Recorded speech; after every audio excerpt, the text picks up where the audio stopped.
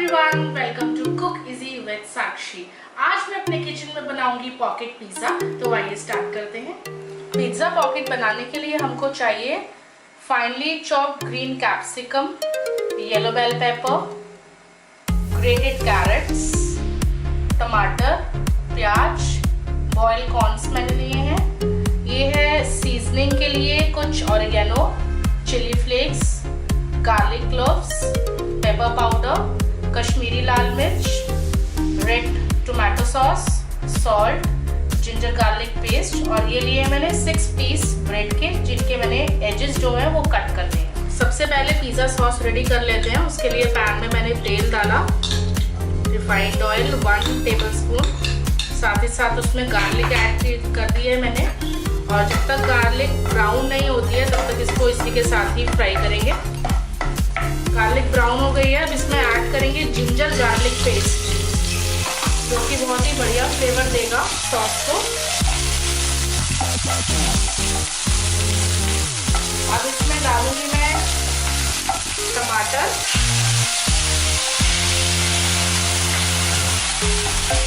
और लगभग 30 सेकेंड्स के लिए इसको इसके साथ ही पकाएंगे। अब बारी है ड्राई स्पाइसेस ऐड करने की। सबसे पहले मैं डालूंगी इसमें ब्लैक पेपर पाउडर लगभग 1 टेबलस्पून, साथ ही साथ इसमें ऐड करेंगे कश्मीरी लाल मिर्च 1 टेबलस्पून, थोड़ा सा सॉल्ट 1/2 टेबलस्पून और इसमें डालेंगे ऑरिगेनो और चिली फ्लेक्स। मिक्स कर देते हैं।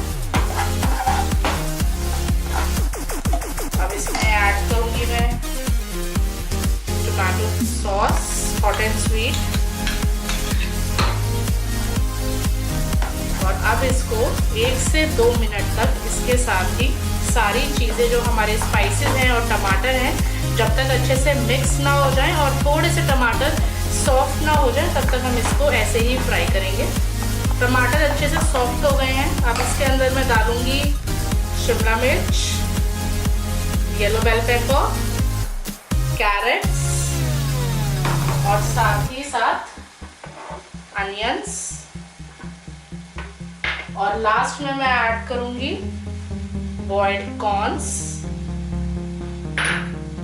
सारी वेजिटेबल्स और जो टोमेटो की प्यूरी थी, पिज़्ज़ा सॉस, उसको अच्छे से मिक्स कर देंगे और इसको 4 से 5 मिनट तक कम से कम सिम पे ही फ्राई करेंगे, जिससे कि जो वेजिटेबल्स का जो रॉनेस है वो चला जाए।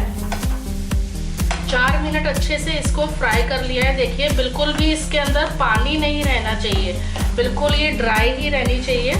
अब इसको मैं ट्रांसफर करूंगी एक बोल में। अब इसमें डालेंगे मोज़रेला चीज और प्रोसेस्ड चीज और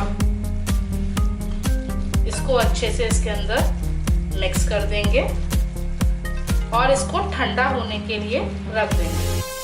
अब हम ब्रेड को रोटी की तरह ऐसे बेलेंगे। जब जितनी लंबी हमारी ब्रेड हो जाएगी और जितनी पतली जितना हो सके उतना इसको बेलेंगे इस तरीके से। सारे ब्रेड स्लाइसेस को अच्छे से हमने इस तरीके से बेल लिया है। अब हम ब्रेड के अंदर बनाई हुई फिलिंग की स्टफिंग करेंगे इस तरीके से और ब्रेड को इस तरीके से क्लोज कर देंगे और इस साइड से भी इस तरीके से इसको क्लोज कर देंगे। इस तरीके से सारे पिज़्ज़ा पॉकेट्स हमने रेडी कर लिए हैं। अब इसको फ्राई कर लेते हैं। अब इस तरीके से इसको कढ़ाई में डालेंगे और इसको गोल्डन होने तक फ्राई करेंगे। तो सारे पिज़्ज़ा पॉकेट्स को मैंने अच्छे से फ्राई कर लिया है और ये रेडी है सर्व करने के लिए।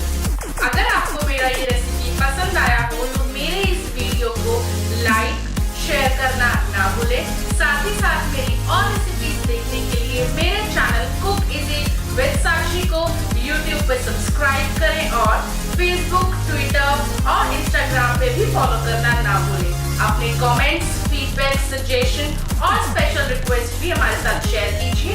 Till then, have a